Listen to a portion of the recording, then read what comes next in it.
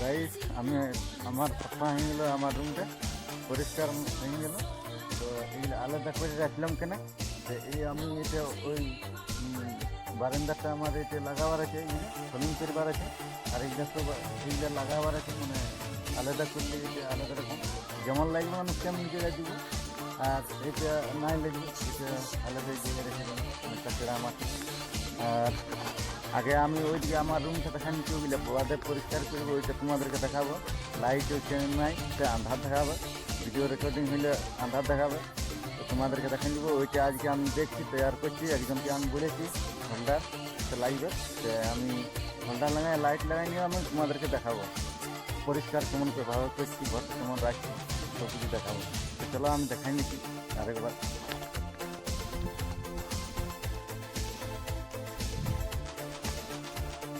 দেখো এখানে আমার বাবা খেতে বসেছিল হয়ে গেল খাওয়া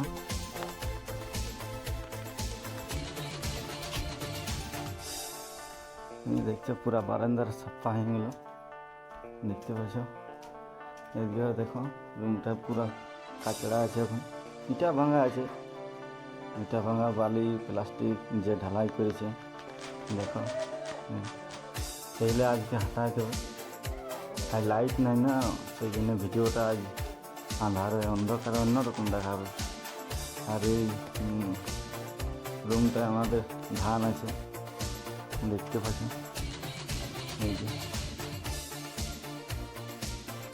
এই বস্তাগুলো ভরা আছে এগুলো সব ধান বটে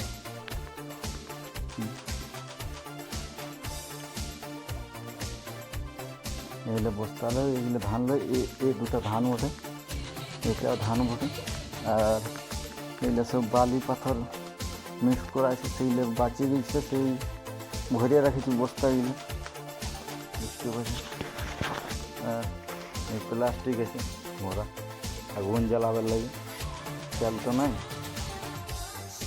আর এই তো এইটা বালি ভরা আছে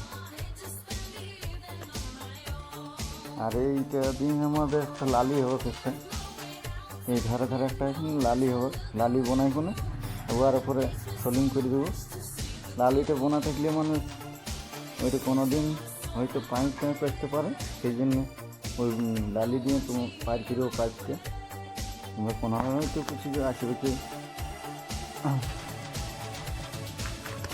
গাইস আমি আজকে ভিডিওটা এতনা দূরে আমি করলাম তারপরে নেক্সট ভিডিও তোমাদেরকে দেখাবো দেখছি আমার ব্লগটি যদি ভালো লাগে লাইক করবে শেয়ার করবে কমেন্ট করবে ঠিক আছে থ্যাংক ইউ জয় শ্রীরাম জয় বাবা ভোলেনাথ।